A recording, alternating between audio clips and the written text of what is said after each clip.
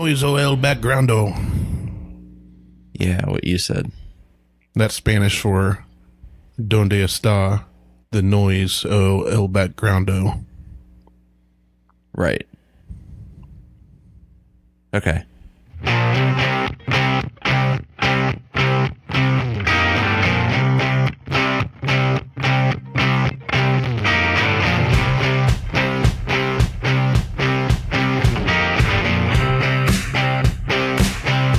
Hey, so that's Randy. I'm Martel, and this is the Buckhorn Podcast. Yes, it is. What is going on? What is going on, Randy? Oh, I'm back. About 60% of me. Yeah, where'd you go? Mars? I did. No, I had my Jupiter? surgery. My You had umbilical surgery. hernia surgery. You had your belly button removed? Yeah, well, You don't have a belly button? kinda. I have a big belly button. You have a nub where your belly button was. Right, it's just a fleshy patch. My uncle didn't have a belly button. That's really weird. It kind of is. I'd be like seeing somebody walking down the beach or something, I guess, where It's they wouldn't just have a a shirt flat on. spot. Yeah, just nothing. What if they had no belly button and no nipples? Just nothing. That's just weird. You know, there's a thing, if you Google it's called belly button penis. I'm not going to Google that. Oh, we're going to Google that. You're going to put it up on the big screen too, aren't you? I might, and then I'm going to put a link to it in Google search. Oh, goodness. It's going to be a good day. It's too early. We usually record on Sunday afternoons. We are here on Saturday morning because football season is in full effect, and Martel's daughter has to cheerlead on Sundays. On Sundays, So yes. Here we are, and I'm pumped. It is the first game day of the Ohio State University Buckeyes. I know you are as excited as I am. Not at all. Look at the screen. It's not on the screen. Oh, it's Oh, not. it didn't cast. Oh, it didn't cast. Damn it. But yeah, the Buckeyes are kicking off at noon today, and that's really Isn't that great? That's good. what's really getting me is the belly button rings that are very phallic that came up too. Yeah, we don't need those though. I'm not worried about those. That's so weird. That's an extreme Audi. It is. It's a super Not Audi. the car. No, it's like Outtie. Right. What's that cartoon one where it was like poking his belly? I don't Is know. that like Ren and Stimpy? That's hold on. Let's Google belly button dick. Oh. Okay, let's stop Googling things. Oh, what is that? What? There That's we gotta go. be. Oh, there we go. Look at that little guy. Oh, look at that. You remember Bert and Ernie? There is I do. That kind of looks like Ernie's nose. It does look like In Ernie's place nose. of a belly button. There's a dude with a cheese stick just sticking out of his belly button. That's you. Well, that's how I smuggle him into the movie theater. I stick one in there. I can hide a whole cheese stick in my belly button. Here we go. There's So, Kelly she's Ripa. got one. That's Kelly Ripa. That's Kelly Ripa. Oh, she went to the beach and wear a bikini, and her belly button is pointing at me. It's like, hey, what's up? All right, I'm done with this. I'm going to look away. Oh no, here we got more. Back to There are so many more. the side profile view. Let's visit this Hers ain't as webpage. bad as that other one. Hold on, we got it. I'm gonna cast this page up. We got so much more to look at here now. I gotta save this link. It's not casted up there. Oh, it will be here in a second. There it is. There we go. The title is "It's a Bird, It's a Plane, It's Kelly Ripa's Belly Button." Belly button. What an article title. Yeah. That's what we do here at the Buckhorn Podcast. We set out show notes and lay out a nice little template of what we want to talk about, and then belly button penis comes into play. Yeah, it does. Look at that. Ting. Maybe it's because she's cold in the water there. You think Her so? belly button sticking out. Her nipples and her belly button all popped out. All right. So anyway, about the Buckeyes. What about Back your your surgery?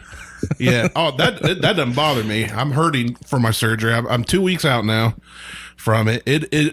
I'll tell you this, man. If you've ever thought a hernia would be fun, you are wrong. Do not get one. I got one. I don't even know how. I had it for like 3 or 4 weeks before I even got it checked out. So they're like, you need surgery. When do you want it done? And I said, well, how long's the recovery time? They said probably 3 or 4 good weeks. Yeah. And I said, which I'm 2 weeks into recovery. I said, I've got a baby coming. Beth's due in less than a month now, by the way. Oh wow. Yeah, so we're going to have another kid here. So I was like, well, I'm going to have to be able to like lift and move stuff. So let's knock it out. Let's do it right away. Right. As soon as we can, so I can be healed by the time the baby comes. And hopefully he don't come early, which they're thinking he might. So I've had surgery in my adult life. I had my adenoids removed when I was like 10, I think. And I guess when I was real young, I had 3 sets of tubes in my ears, but I don't remember that. So I've seen my wife go through a couple surgeries. My dad had surgery. But I've always been the guy in the waiting room or whatever. Right. And I'm really good at being a support person, helping people out when they're recovering. But I didn't know what it was like to have surgery. So it's fun. Well, that's the thing. They're like, the anesthesia, you'll come out of it loopy. So I told Beth, I was like, record whatever I say. As soon as you can, just start recording. And then, I knew I was going to be on some really hardcore narcotics, pain relievers. And I was kind of like, I didn't know how those would make me feel or how I'd react. And, the addiction, I looked up, I swear Big Brother's always watching, because right before I had surgery, it's like it knew. I didn't Google hernia surgery. I didn't do any of that. And there was an article that popped up, an ad or something on Facebook, and it was the top 10 most addictive drugs. So it was like the lowest one, the 10 they listed was like, I forget, some M word or pot, not marijuana, but it was something else. Pot was like number 9 or something, which I've never known to be addictive. I don't smoke it, but marijuana's not addictive. Yeah. So, but the first one was like Oxy, anything with Oxy, Percocet, any of that. Yeah. It was like the chance, they gave you like percentages of how addictive it is. It was like, if you take these, there's like a 96% chance you're going to become addicted. And I was like, I'm reading an article. I don't know what the study was done. I don't know if it was like the percentage of people that became addicted and then needed help. But, I talked to different people. My dad was on Vicodin after his surgery. Right. And then he realized he was kind of he said he found himself kind of taking them more than he thinks he needed to. But he's an old dude. Like, he's one of those guys that doesn't, he smashed his thumb so bad in a car door, or he was a postal carrier in the van, that they had to remove bone, and he just sat there looking at it bleeding while he waited for paramedics to show up. Yeah. Like, so he's got a high threshold, but I really thought, I told Beth, if I do anything funny when I'm coming to, record it. Just if record I do it, anything yeah. funny on the Percocets, record it. So I go in, I remember laying down, they gave me anesthesia through an IV, fell asleep. I was sitting there talking to him, I was out. The only thing I remember is coming to when they were moving me from the table to the bed. My brain clicked back on, but I wasn't functioning. It was one of those things where I could hear people talking, but my eyes wouldn't open. I couldn't move, you know what I'm saying? So I was still kind of out of it. And all I remember is screaming, I'm just going to say the F word. Yeah, go ahead. Very, very loudly. No, because I'm trying to be respectful in case Mom or Beth is listening. Aww. I told them both. I was like, all I remember is cussing as they moved me and yelling at them, but I couldn't control anything I was doing. And then I woke up in recovery in a lot of pain. Wasn't loopy at all. Wasn't groggy. I just woke up in immense pain. They gave me Oxy. Sat there for a while. Nothing but pain. No loopiness. Went home. Spent a whole week on Percocets. I did not get addicted. I did not feel a high, a buzz, or nothing, which people told me you got to snort them or you have to take them with alcohol. You have to take more than one. Yeah. More than what they prescribe. So I took them as prescribed. Do you have an addictive personality? I do. That's the thing. I have a very addictive personality. Like, I even told Beth, like, I hope I don't want to be addicted to narcotics. It's not a goal I've set for myself. Why? And I don't know. That's a good question. Maybe I should change my goals. Right. But I told her, I was like, I may get addicted to these. And she was kind of worried about it too, because I do have a very addictive personality.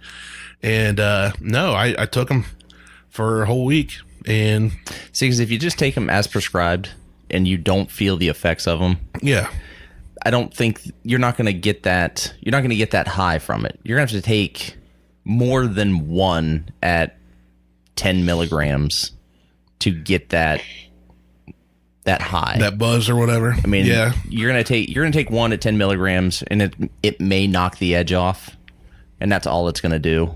It may not. Yeah, and it also depends on what your tolerance is. I mean, I have a really high tolerance for medication. I mean, I think I told you the story off air when I went in to have my goiter surgery. I may have told it on air too. I have a really high tolerance for anesthesia. Yeah, we kind of talked about it. And like I said, I don't remember if I told it on air. If I did, too bad. I'm telling it again. I went in to have a goiter removed, and they were like, all right, we're going to count backwards from 10. And by the time you hit 8, you're going to be out. Yeah. I'm like, okay. And I just kind of smiled at her, and she's like, all right, go, here we go. And I felt the anesthesia enter my arm, and I'm like, 10, 9, 8, 7, 6, 5. And I just kept counting down. I hit 0, and I went 0, -1, -2, -3. And I just started counting upwards and negatives, and she goes, oh, you're one of those. Then she got a hammer and just whacked you in the head. It probably would have been better because I wouldn't have gotten sick from anesthesia. But she went ahead, and I was at -10. She goes, we're going to hit you with another dose. And they hit me with another full dose of anesthesia. And by the time I hit I was out at -18. So... Yeah, my favorite part was getting ready, I think, for the surgery. Because I go in and, they take me in. They tell me, hey, the surgeon showed up late today. He's got one before you. He's on that one now. So I was supposed to be taken back at 9 in the morning. Yeah. I didn't get taken back to 11. Holy shit. So the whole time I'm there, the first thing I do, I walk in, I get there early, fill out my paperwork or whatever. Then I go in there, like, take all your clothes off, get in one of these, we got a gown for you. And she looked at me. She was like, do you want one of the larger gowns? And I went, well, if you got something larger, give me the smallest one you have. Right. Do you have a loincloth? A paper loincloth, like one of those bibs you get at the dentist's office. I want a grape leaf and a vine. That'd be more than enough for me, I guess.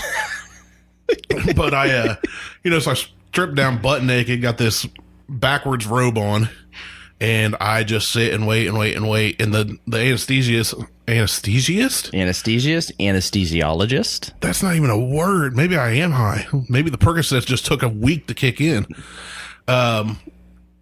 She comes in and she's like, tell me your name, your birthday, blah, blah. Have you ever had surgery? No, not since I was 10, and then she's like, well, we're going to give you blah, blah, blah, blah. That's the Michael Jackson drug. And this lady propofol was stone-faced, no smile, no nothing. The way she said it, I was like, what's she mean, Michael Jackson drug? Oh, he died. Okay, he died from a drug. So I kind of looked at her and she's like, yeah, that's why we say don't do it at home. Yeah. And then she just left. Like, there was no smiling, no laughing. I was like, cool, okay. Yeah, she's going to give you the little milky white substance. Yeah, whatever. It's called I didn't see it. It's called propofol. Yeah, that sounds right. It's the Michael Jackson drug. It's the drug of choice of Michael Jackson. That's what they gave him when he OD'd.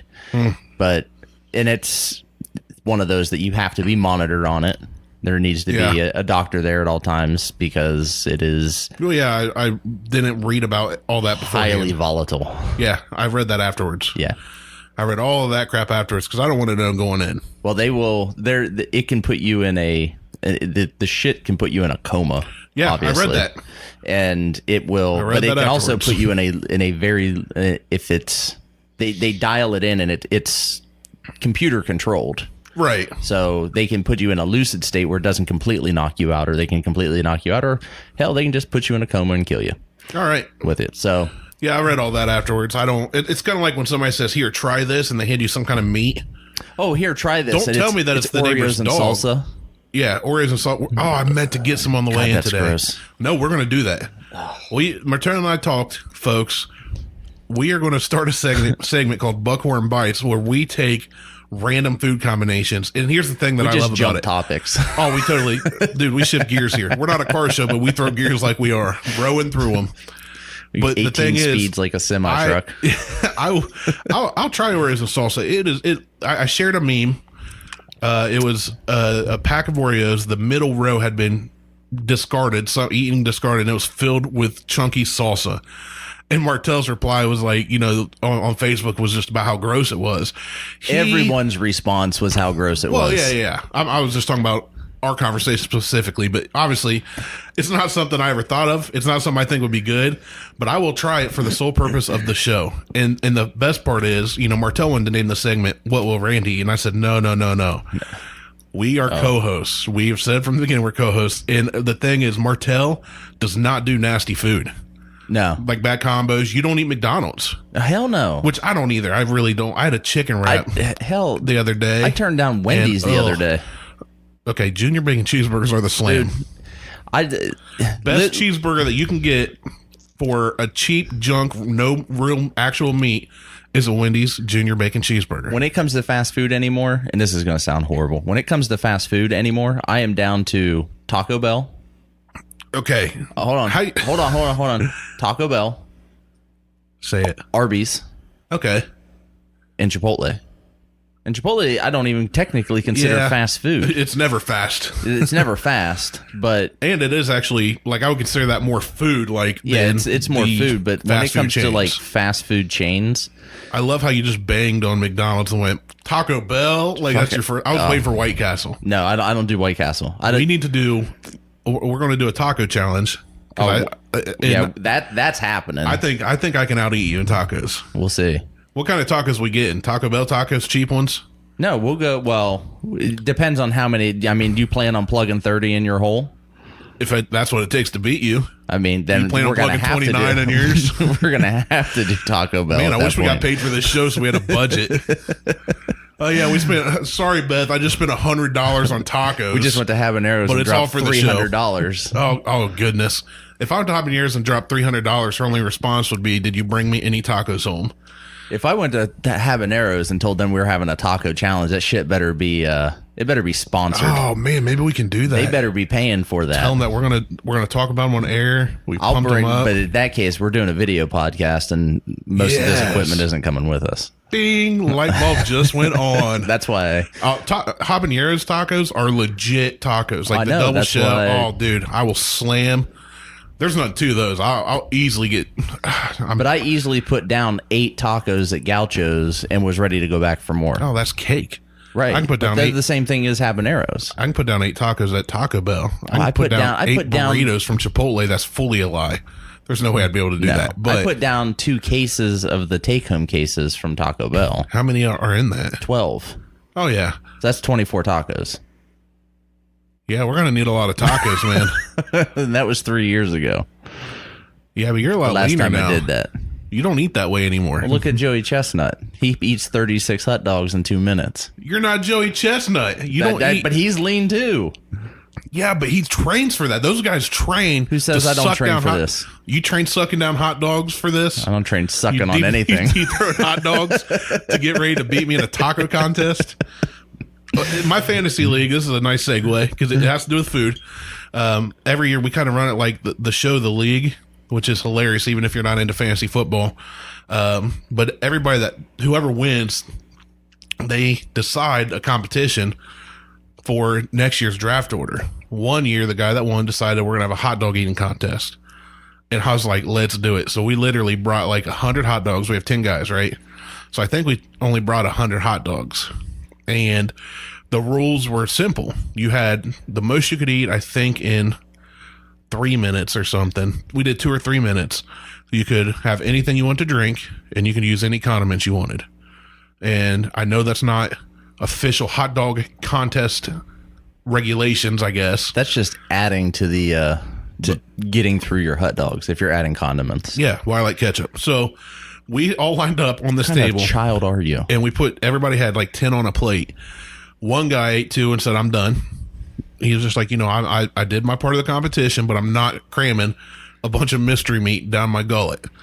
Well, I wanted first pick. And when we did the pass punt kick competition, I lost horribly. When we did like some of these competitions, I just got blown out. So I was like, hot dog eating, I'm down. I finished my plate and started eating others' hot dogs. I think the next person closed. I think I did 12 or 13 in 3 minutes easily, and I didn't have to rush. I think I could have done more because the next closest person did like 7. So I was just, at that point, I was just at a picnic with my buddies. You're just on cruise control. Yeah, easy. You put me, especially soft tacos from Taco Bell, I'll cram them, dude.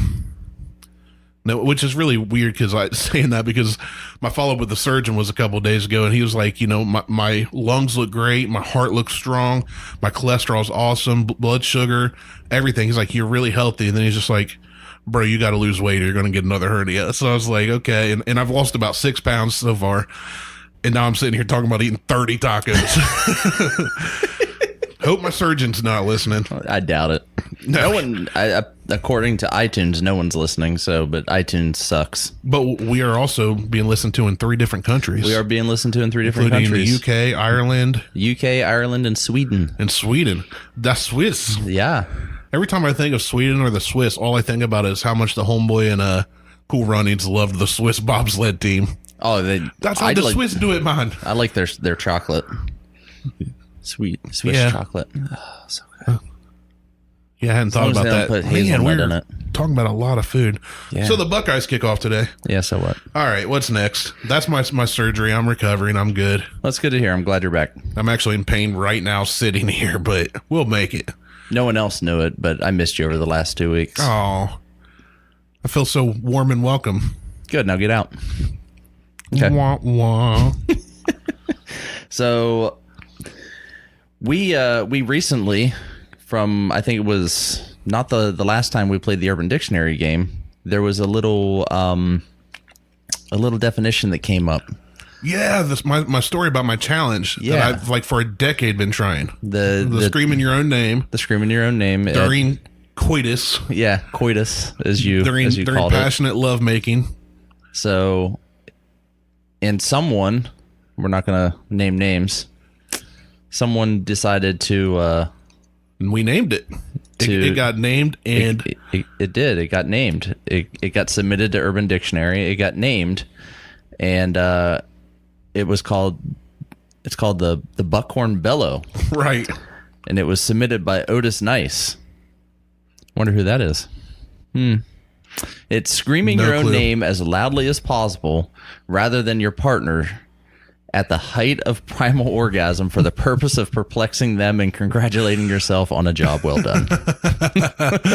What a definition. That is great. Primal. So we are now on Urban Dictionary. We are.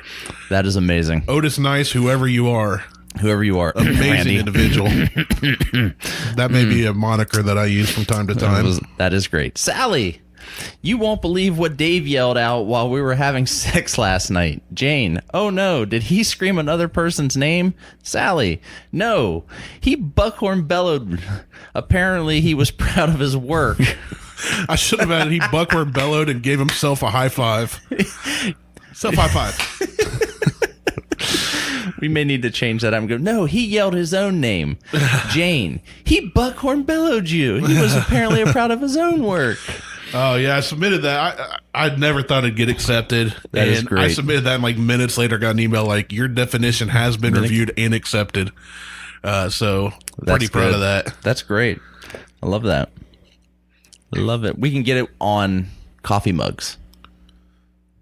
That would be awesome. They offer that as an option. I should notice the screensaver on the monitor here in our office. We have a giant big screen TV, and it goes to screensaver and scrolls through beautiful pictures of random things. And this one's of a lighthouse. It's low shot from some rocks in the water, and the lighthouse is way back in the distance, and there's some big house. But what caught my attention was the photo is by Ray Billcliffe. That's better than Ricky Bobby. That dude's got 3 first names. Yeah, he does. Speaking of names, we still don't have a name for our child. Dude, the name that I gave you is the best name ever. Dutch. That's actually like that name. See? We're kicking it got added to the list. We have a list of about 30 names. Here's what I'll do. Dutch. We'll Andrew get 30 tacos. Nelson. Write a name on the wrapper of each one where I can't see it. And whichever one I stop at and say that's enough, that's the name. Nope. I Dutch Andrew Nelson. Dan. Dan. You just call him Dan for short. I don't like the name Dan, though. Doesn't matter. It's his initials. Why would Dan be short for Dutch? They both start the same letter and they're both one syllable. Dutch. Yeah, I get it. It's the initials. It's the initials. There you go. But it's not any shorter than his first name is anyway. Doesn't matter. Yes, it is. Dan. Dutch. They're both one syllable when you say them. Doesn't matter. I'm not writing them. That makes no sense at all, you potato. Dan. D-A-N. I it's get shorter it. than Initials. writing Dutch. I'm not writing. D-U-T-C-H. How often do you write your kids? It doesn't matter. And when you do, when you have to write their It's a name, you nickname. have to write a full name. Dan is not a nickname. Dan is a name. No, it's a nickname because it's off his initials. No, nicknames are like Slim or Snake, Viper, Carhartt. Lunchbox. Yeah, Carhartt, whatever. Otis Nice. Those are nicknames. That's a name. That's a real name. That's a real name. I want to legally change my name to Otis Nice. I want to legally change my name to Richard Bandolier. I'm not even going to ask.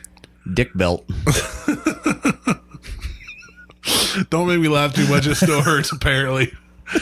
So, speaking of names, we can't come up with a kid's name, and I was texting with Garrett last night to see if he could be here and talk about soup, because he goes off on a tangent if he can talk about soup. And he texted me late last night, and he goes, hey, man, I'm not going to make it. Jessica had a friend come in from out of town. She's going to stay the night. I'm going to stay tomorrow and help watch the kids. Threesome. And okay, maybe that's why. Well, he told me he was going to watch the kids, and I told him, I said, Garrett, his youngest kid, Clementine, his daughter, I said, Clemmy's got it taken care of. She can watch Ezra, who's the older, his firstborn, his son.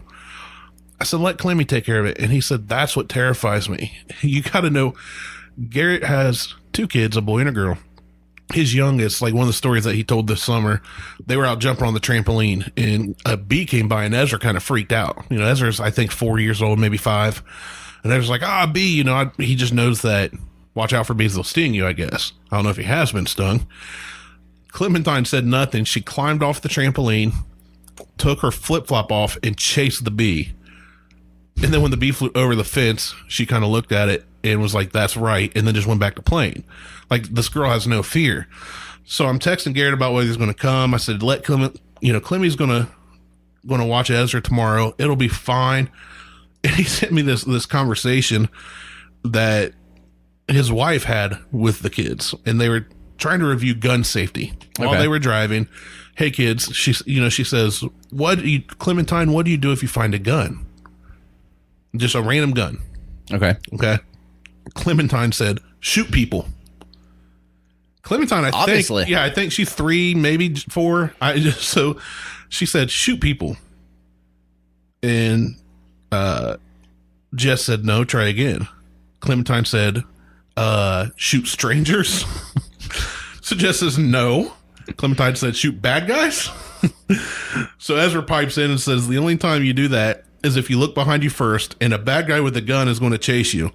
Then you yell for a grown-up to come and get the gun you found and shoot the bad guy. If there's no grown-up, you shoot the bad guy. Yeah. So Ezra has this all thought out. He's like, I know I'm not supposed to shoot the gun unless it's a last resort.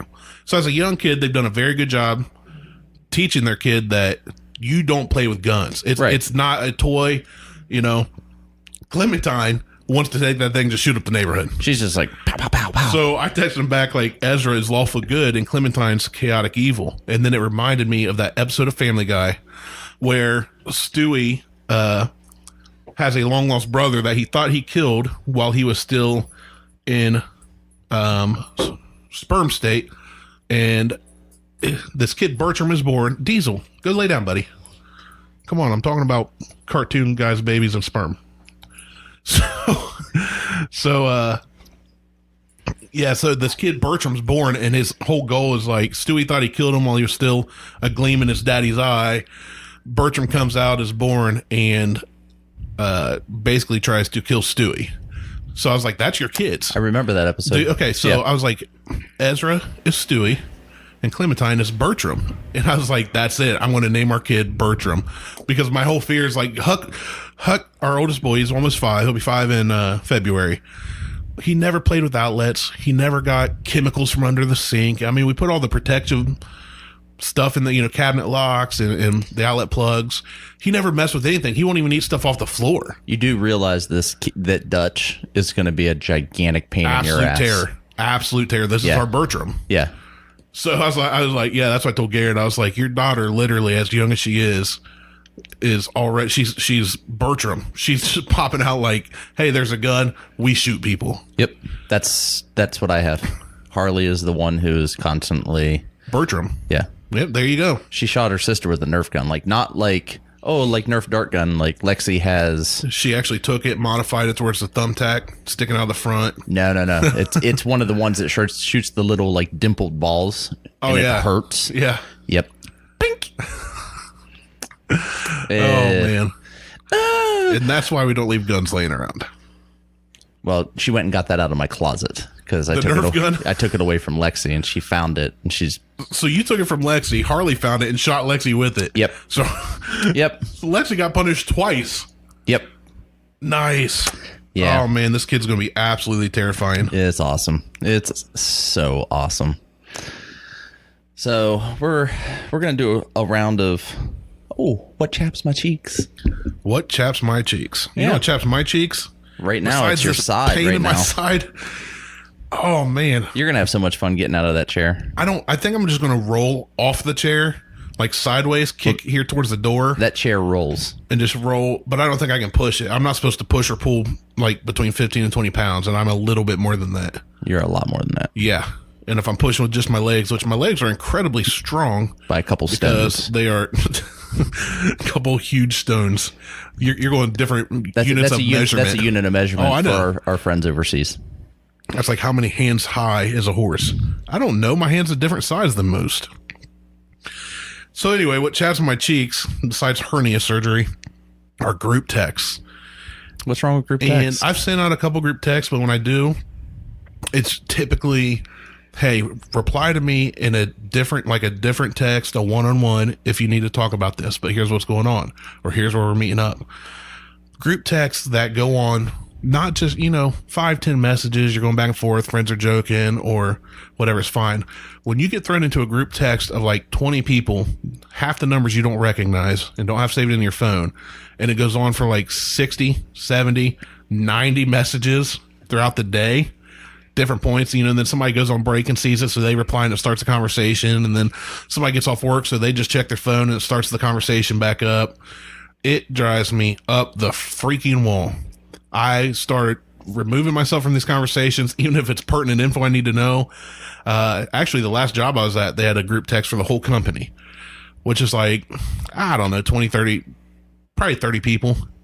Okay. And we have a crew in Lima and a crew in Columbus. So when they send out a mass text, anybody can reply at any given time, depending on what they're doing, how busy they are. And it would go on throughout the entire day. I had just started there and I got the first one where my phone was just buzzing. I'm trying to wire up these LED light panels, putting the drivers on them. And so I'm 10 hours. I'm just standing there doing drivers on these LEDs. My phone's going nuts. And the first time I ever got one, I just removed myself, leave conversation. And they had to like add me and another guy back in, like, you guys can't leave these conversations. But it went on from, here's pertinent info you all need to know, to everybody talking about, oh, shouldn't you be working? Oh, if you're replying, you're not working. Ha ha ha. Group texts drive me insane when they go too far up the wall. Same with Facebook messages. Absolutely agree. The one on Facebook that gets me too is when somebody goes, it's like you sound to your whole family of 40 people, hey, so-and-so's in the hospital or something important. Well, then everybody feels the need to reply. And if you leave, you kind of look like a jerk. Right. So I agree. And the thing that drives me even more insane is iPhone, Apple, gotta love them. No, I don't. You don't have to. Apple has given now the option where iPhone users can like you would on Facebook, where you can like someone's response. Oh, yeah. So now you get a text response as an Android user that someone liked your response. Yes, I've noticed that. Drives me batshit crazy. Right. So I will be you're in a group text with, we get several here in the neighborhood because of neighbors and things. Like, hey, close your blinds. No, I see your belly button penis. Yeah, exactly. Don't look at my belly button penis. You send like a inanimated GIF or whatever as a response, and you get 3 or 4 responses that these people liked. Right. And it comes through a separate text. They all come through a separate text. Stop that. Right. Don't.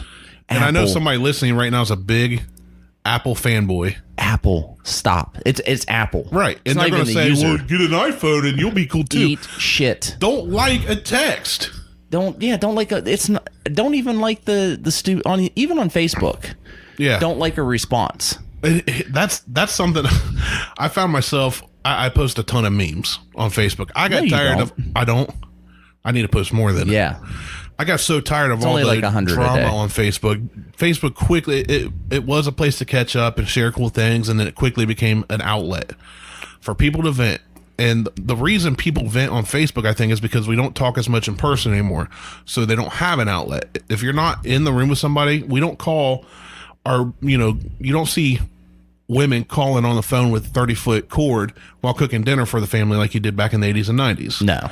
Or on the cordless phone. You don't see people talk on the phone a lot. You don't see them, hey, after work, let's go get coffee or let's go grab a bite to eat or whatever.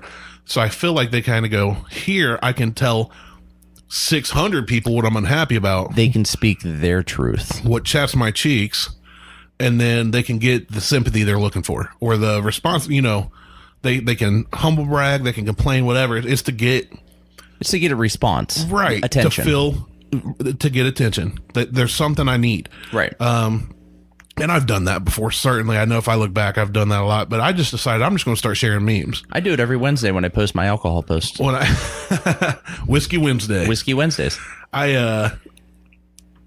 But I found myself posting a lot of just memes just to break up the monotony of it, especially during the political garbage and all this. Well, now you don't have to worry about it because now your Facebook timeline is going to be filled with OSU garbage. That's very true. It is going to be all I can't wait. Football stuff. I actually, right before we recorded, I shared a Buckeye picture. I'm sure you did. Born a Buckeye, live in a Buckeye, be a Buckeye when I'm dead, something like that. And I have no regrets at all. I'm so pumped.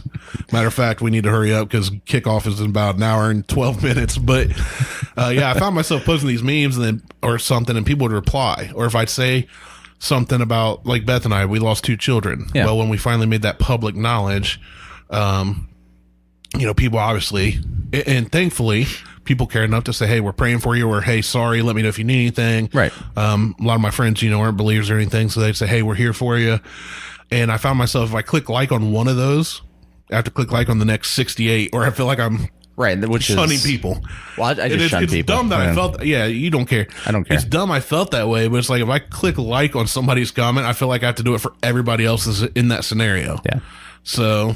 Well, that's just I've kind of quit that. That's called, even though you're not Catholic, that's just Catholic guilt. Right. We'll just call it Christian guilt. Christian guilt. I don't even think it's just anything to do with faith or belief. I think it's just moral guilt. Moral guilt. Yeah, I was going to say, I feel like anybody can be like, well, hey, if I like and that's when I don't say happy birthday on Facebook anymore. Are you saying I don't have morals? Right, exactly. Shit. But That's it's not like you didn't know that. I have morals. Not good ones. I just don't have feelings. Oh. Yeah, that's probably true. Yeah, that fits. What chaps your cheeks? So going to the parts store. And it's not just going to the parts store anymore. I miss going to the parts store where you used to be able to just go to the parts store, saddle up at a stool, and have a conversation with a guy. Sounds like a bar. Right. Let's open a bar called the parts store. Okay. And make it look like an automotive parts store. Oh, shit, I'm in. Somebody's going to hear that. One person's going to hear this and steal our idea. And it's going to happen. Well, they can't now because intellectual property and it's recorded. So, boom. Recorded this first day of September 2018, the year of our Lord. Sure.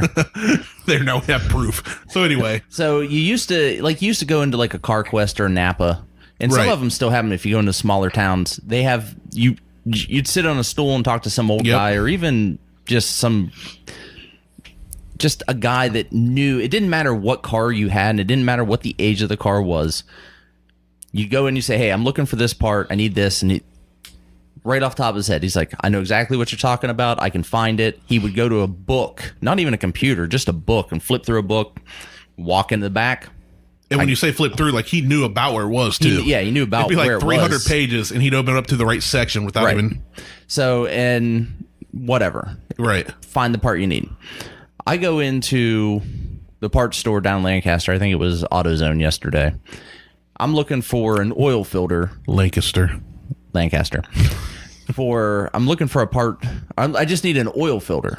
Okay. For the Audi. Now, I know that it's a shot in the dark anyway to try to find. It was always a shot in the dark to find one for the A4 because they would only get 1 or 2 in a month. So trying to find one for the S5, I already know it's going to be a shot in the dark. So I walk in, I walk over to the book, flip through the book. I find the model number for the filter that I need. I walk over, no filter. I find the same model number, XL after that part number. That part is not listed in the book for my car. Okay. So I don't know if it's... So you found a part number and you found a part, but this one had 2 extra characters. It has 2 extra characters. I don't know if it's, maybe it's larger diameter, maybe it's slightly longer. Right. I don't know if it's going to fit for the you don't Audi. have the car with you. It's not like you can take it out and hold it up to it. Well, you can't. I'm not taking the oil filter off the car in the parking lot that's either. That's what I'm saying. So, you can't compare it. Right. So I walk up to the counter. I've got, I think, 21 quarts of oil, 2 filters.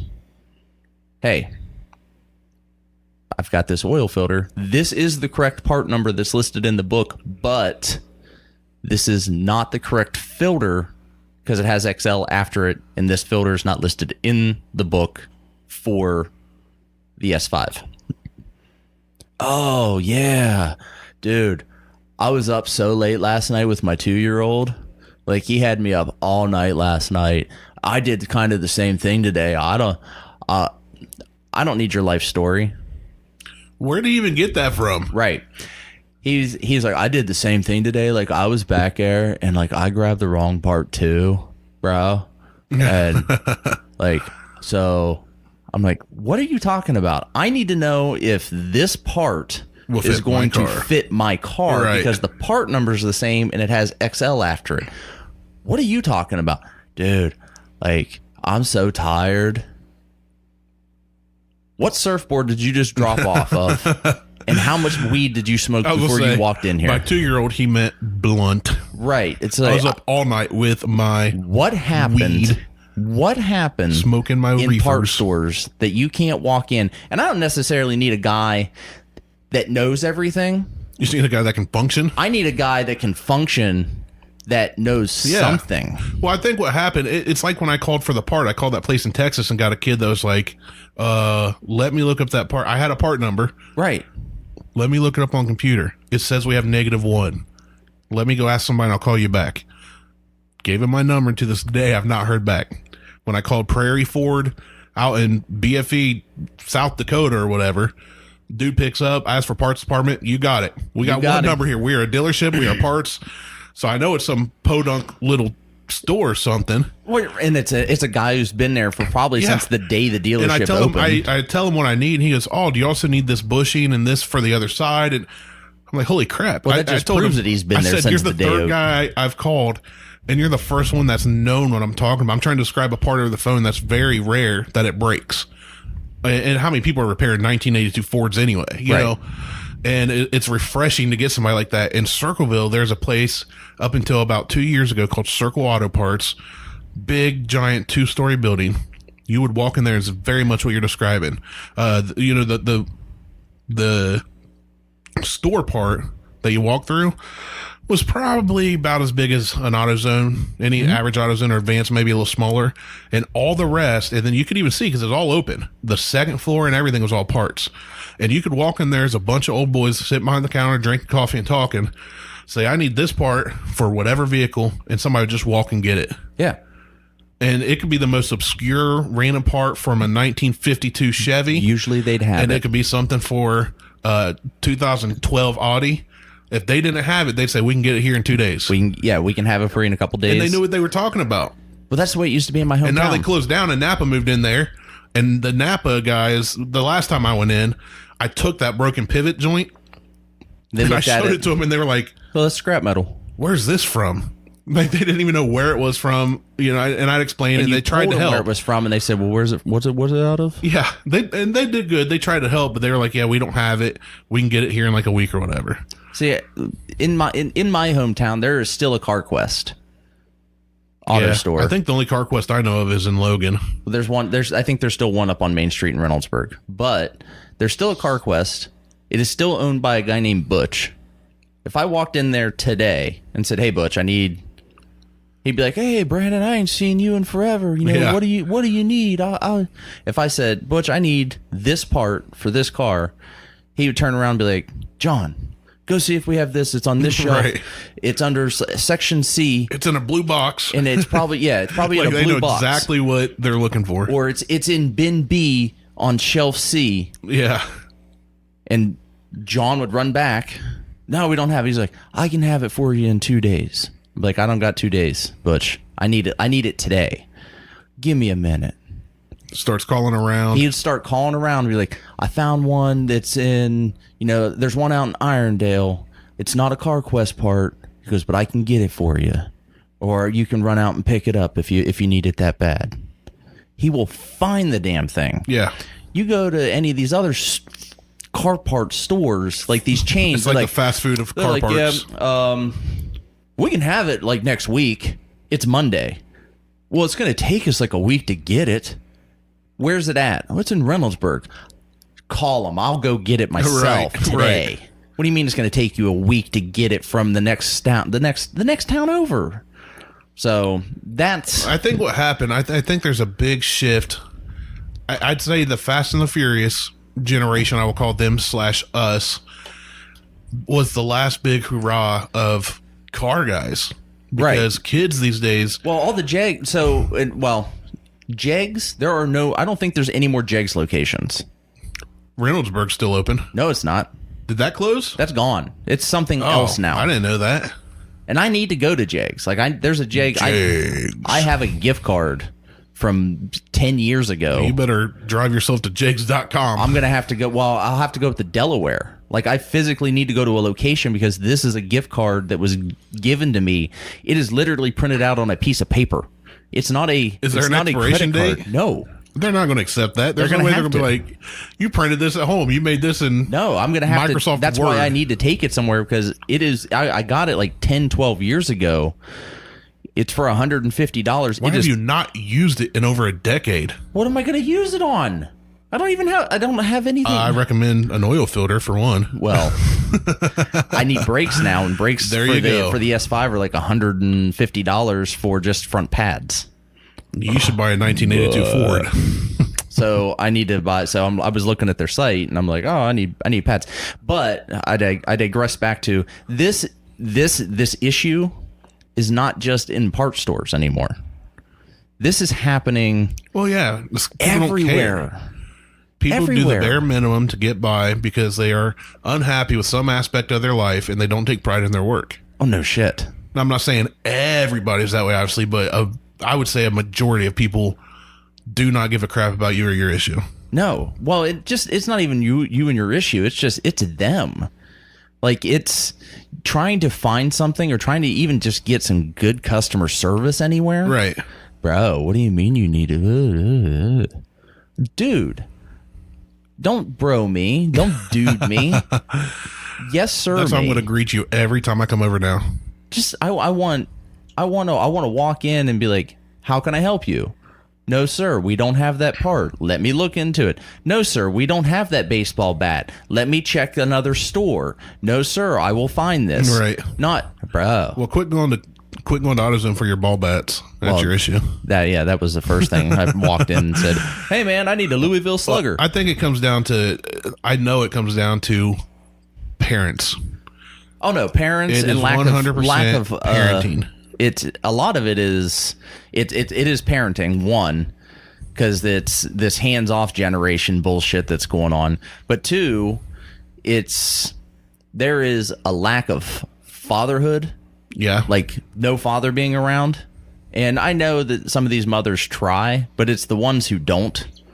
Right. There's a lack of. I know single mothers I have a friend that is raising her boy herself, and he is one of the most well-mannered, well-behaved, hardest working kids I know. Right. And I'm not saying, and there are exceptions to the rule. There are exceptions to the rule, but kids, whether they are, it doesn't matter whether they're a little boy or a little girl, they need to have a father figure around of some kind. And not some, I would agree. It doesn't, I don't care if it's the biological father or if it's a stepfather, uncle, grandfather. They need some sort of adult male father figure to keep their ass in line. Well, then yeah, but it's not just all disciplinary. It is no. And I say keep their ass in line too. I say keep their ass in line. Take them outside, play catch. Take them outside. Teach them how to do things. Teach them how to change the oil. That's one of the things I'm trying to do with Huck and Bertram, I'm going to be doing, obviously. The talking with online with my friends, watching a show, playing a game, whatever I'm doing to take up my time outside of work has to come second to his, because he doesn't get what I'm doing, why I'm doing it. He just knows I'm there or I'm gone, and he knows I either will give him attention or I won't. Right. So these last couple of weeks I've been home. It's been awesome because I've got to spend almost all day, every day with him. But I can't do much, and it's driving me nuts. He has a race car track. We bought him a new 94-cent Hot Wheel. When he gets home, he says, "Can we build a race car track?" Yeah, buddy. Well, I can't get up and down off the floor real easily, and I don't want to tear lay something. on the floor then. So right, and just like roll a around. bearskin rug. And I said, "I'm sorry, buddy. I can't help you. You're gonna have to do it yourself, and I'll watch you." It's driving me nuts because I want to get out and play with him. I want to. And he loves being outside. He wants to go outside. It doesn't matter. Snow, rain. He's like, I need to go outside. I want to play outside. I want to go down a big slide, things like that. One day this past week, I think it was Tuesday, we went out to mom and dad's. Dad's building a nice big playground. It's got a couple slides and swings, but he wanted to play in his pool. Well, Beth was working on some of the things we have stored at my parents' house and doing some stuff there. So I got to go outside with him for like an hour and a half. I couldn't do much, but I got to watch him play. I took the hose and rigged it up so it was running down his slide.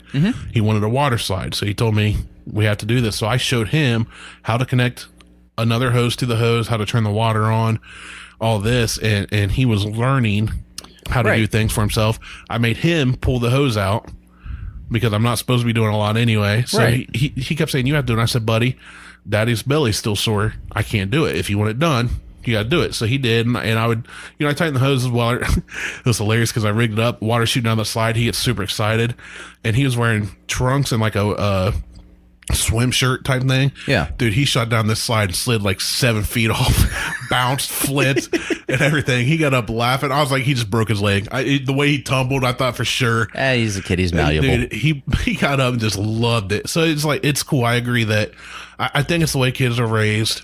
Kids will mimic what their father, their mother, how they treat other people. Right. My son will learn how to treat women by what he sees my wife do. If I sit around and ignore her and make her do everything for me and never help out around the house, he's going to grow up being a jerk. Right. But if I say, "Hey, do you need help with this? Can I help you with dishes? Can I, hold the door for her?" Now, everywhere we go, Huck runs ahead because he wants to hold the door. And we say, "Thank you." He said, "I had to be a gentleman." So Beth has taught him when they go to their grocery store trips or wherever, if there's a door to be held, and he saw her holding doors for people and said, "Gentlemen hold doors for people." So Huck knows, so I agree with you. I think all this work ethic comes back to the way they're raised. Because I know younger kids that don't try, don't care. They go in, they just want the paycheck, and they'll do the bare minimum. But I do know some young people that will work their tails off. And I think that there's a big shift. It's the same generational time that, the Fast and Furious thing got people pumped about cars in a different way. It brought a new energy to it. The wrong way. People, yeah.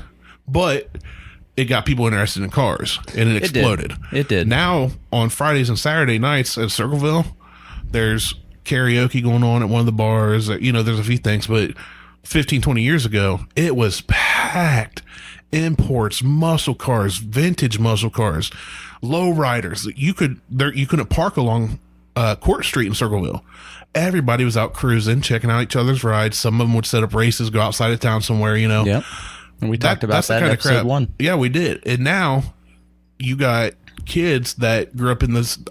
What they're seeing now, I'm being taught, is you get all the cool tech gear, and you're more important than everybody that can't afford it. You get the car that is flashy. It doesn't have to be fast. You get a new V6 Challenger or Mustang. That will make you look cool in the eyes of people that don't know jack crap about a V6 automatic, auto tragic. Back in my day, V6 Mustangs, especially automatics, there's a kid at high school that had one. Cool guy. Nothing against this guy, but we tell him to do a burnout, and he would. And it would spin the one tire because the posi track. Yeah, right. So he just had to get that one tire just roaring, and he knew what he had. One wheel wonder. Right, but we're like, it's not a Mustang. Mustangs are meant to, like, when a Mustang goes by, you need to feel the growl, like, and so there's this generation now that doesn't care about customer service. They don't care about They don't anything. care about cars. It's all about the self instant gratification. Right. Give me this now. I want to look like that rap star, that YouTube star, or whatever. And that's all they see because they're being raised by the media. Right. And what I love is when Huck first got a big wheel, Dad and Mom got him a blue Ford pickup, F-150 power wheel thing. Yeah. Not big wheel, power wheel. Yeah. Because Dad's got a Ford. We were down working on the 52 Chevy. Huck comes down, lifts the hood of his truck, and he has this little scrap piece of wood, and he just kind of starts poking at the plastic engine, I said, what are you doing, buddy? And he's 3.5 years old, and he's like, I have to fix it. And it's like when we go work on something, when we got to Mom and Dad's, if the pole barn doors are open, Papaw needs me. And he runs down there, and we're teaching him. The background on my phone is a picture of him looking down, and Dad is explaining something to him while working on the chassis of the 52. Yeah. He's interested, and we're going, hey, here's how you fix things. Here's how you do stuff yourself. And we're trying to instill in him this, not only an interest, but just a knowledge base of not everything's easy. Not everything in life is cheap, free. Not everything's fun. No, everything sucks. Everything sucks. Your What? belly Life sucks. Oh, it does. I got 2 new nipples on my belly, though. Yeah, you do. So, yeah, I think, I don't know, man. I think, I keep saying kids, I guess people these days. No, they don't care about providing good service. It's people in general. It's not a generational thing, really, when it comes to that. Not when it comes to service. So, I don't know. I'm with you. I guess that chaps my cheeks a lot more than I thought. Yeah, it does. When you first read the show notes, I was like, I'll let Martel go off on a spiel about this. Yeah. And you did, It all and then started I with did. parts stores and went right into customer service. Yep, we never know where we're going. Shifting gears. Shifting gears. I can't even remember what all we talked about this episode. That's why I was taking notes. I saw you over there writing ferociously. So, all right. I think that's the show today. That was a good one. Felt good. I liked it. Got 52 minutes till kickoff. Go Bucks. That thing. By the time they hear this, the game will be over. The game will be over, yeah. and Urban Miles will be back on the team again. He won't have to dress up as Brutus. Right. To give to coach. On the sideline, I never even thought of that. That would be brilliant. He'd definitely get in trouble for that. Someone's already put the meme out there that he's going to dress up as Brutus. Oh, really? I haven't seen that one. It's out there. So, congratulations, Buckeyes, on your first victory. That was a great win. Or tie. Buckeyes won 56 to 3. Oh, you can't tie. Never mind. You're really good at the sports, Dean. I know.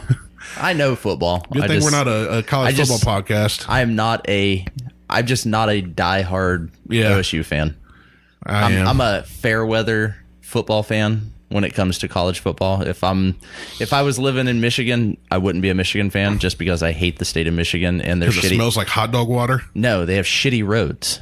Well, yeah, absolutely. I mean, their roads are the worst. But they have Detroit. Their roads are the worst. Speaking of, real quick shout out to the Tim and Shipe Show. That's a podcast you can find, I think, on Spotify, iTunes. A couple buddies of mine did start a college football one. So if you're into college football like I am, go. They just did their first episode. It's actually really informative. Yeah? Yep. Shipe is a buddy of mine. It's a huge Ohio State fan. Knows a bit more about the X's and O's than I do. And then Tim. Hugs and kisses? Yes, exactly. He's very, very good at hugs and kisses. He can't grow a beard, so he's got really smooth skin, and you can just kind of nuzzle. Tim is usually you nuzzle into a beard, but whatever. You nest into a beard. Tim's down in Florida. They do it all over Skype. I don't know how they do it. But he's a Florida fan, and his opinions are usually wrong. But yeah, the Tim and Shipe Show, if you like college football, give them a listen, give them a like, a follow, whatnot. And that's all I've got. All right. So make sure you share. Please share. It only takes one button click to share. Instead of clicking like on 100 comments today, click share on our post. Yeah, click share. Click share. Get the word out. Get the word out. Share it with your friends. Thanks for listening. Leave a review on iTunes. Leave a review on our Facebook page. It does help. It does spread the word. I know it seems trivial, but it does absolutely help. You can check us out on iTunes, Google Podbean. I Podbean. keep wanting to see Bean Pod. Bean Pod? I always want to get that backwards. Podbean. Bean Pod. Check us out on Bean Pod's going to be the name of our all-natural, gluten-free coffee house we're going to open. The Bean Pod. The Bean Pod, yeah. It'll be right next to the parts store bar. The parts store bar. So, with that, I think we are done. So, for Randy, I am Martel, and this was the Buckhorn Podcast. We will talk to you guys later. Peace.